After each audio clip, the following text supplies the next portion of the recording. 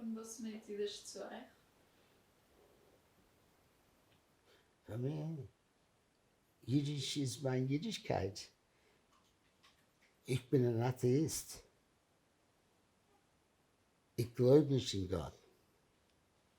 Ich will nicht sagen, dass ich läufe rum und sage, alle Menschen sollen werden Atheisten, aber ich glaube nicht in Gott. Aber ich will sein Jid. Und ich habe nicht Hebräisch, ich habe Jiddisch. Und das ist, was ich habe und das gebe ich über. Das ist richtig. Oh, well. Ich bin ein bisschen anders. Ja, also was meint es? Es ist mehr persönlich, weil es ist ich stamme von Der Ziel. Meine Erziehung ist gewesen auf Jiddisch. Und ich habe ein bisschen ein Gefühl für das. Aber es ist nicht für mich eine Frage von Prinzip.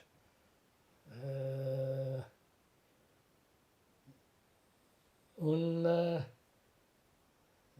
die Sprachen, was jeden, unser Vater hat uns reingehackt, was Jiddisch ist so wichtig. Und es hat sich gewollt am Glauben, aber nicht gekannt Glauben. Es ist gewesen mir schwer. Ich habe gehabt Konflikten, innerliche Konflikten wegen Jiddisch, innerliche Konflikten wegen der Sache.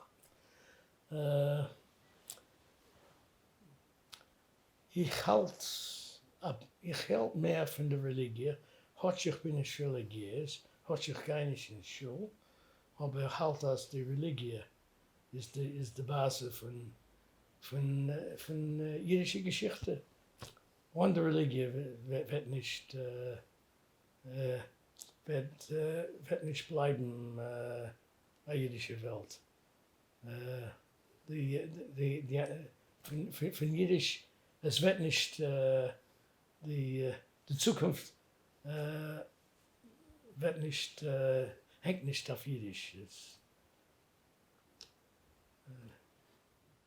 Ich arbeite heute im Holocaust Museum.